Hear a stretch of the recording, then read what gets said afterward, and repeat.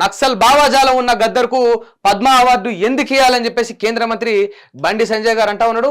100 మంది బీజేపీ కార్యకర్తలను ఆయన పొట్టున పెట్టుకున్నారని వ్యాఖ్య. బండి సంజయ్ కామెంట్లపై కాంగ్రెస్ నేతల మండిపాటు. అయితే నిన్న మనం చూసినాం, ఇగో ఈ సారు బండి సంజయ్ సారు మన కేంద్ర మంత్రి వర్యులు ఏమన్నాడు, గద్దర్ పేరును ఎందుకు ప్రస్తావించారు, అసలు తెలంగాణ తరపున ఎందుకు మీరు లిస్టులో పంపిండ్రు, అసలు నక్సల్ భావజాలం ఉన్న గద్దర్కు పద్మ అవార్డు ఎందుకు ఇస్తాం, ఇయ్యం మేము బరాబర్ ఇయ్యం, మీరు ఏం చేసుకుంటారో చేసుకోర్రి, 100 మంది మా బీజేపీ కార్యకర్తలను పొట్టన పెట్టుకున్నాడు గద్దర్, అట్లా పొట్టన పెట్టుకున్న వాళ్ళని పొగుడుతూ పాటలు రాసిండు ఈ గద్దర్ అని అన్నాడు.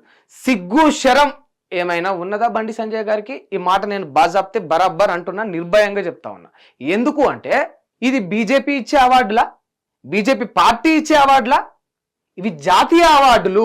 కనీస జ్ఞానం, కనీస ఆ నాలెడ్జ్ లేకపోతే ఎందుకు మీకు సెంట్రల్ మినిస్ట్రీ? ఇది భారతీయ జనతా పార్టీ అవార్డులా? ఇవి జాతీయ అవార్డులు, ఇవి కేంద్ర ప్రభుత్వ అవార్డులు. అందులో బీజేపీ ఉన్నదా, కాంగ్రెస్ ఉన్నదా, ఇంకో పార్టీ ఉన్నదా? ఇది మీ పార్టీ ఎజెండాలు కాదు కదా, పర్సనల్గా మీ పార్టీలు ఇచ్చే అవార్డులు కాదు కదా. ఇది పద్మశ్రీ అవార్డులు, బీజేపీ అవార్డులు కావు ఇవి. ఫస్ట్ అది గుర్తుపెట్టుకోండి.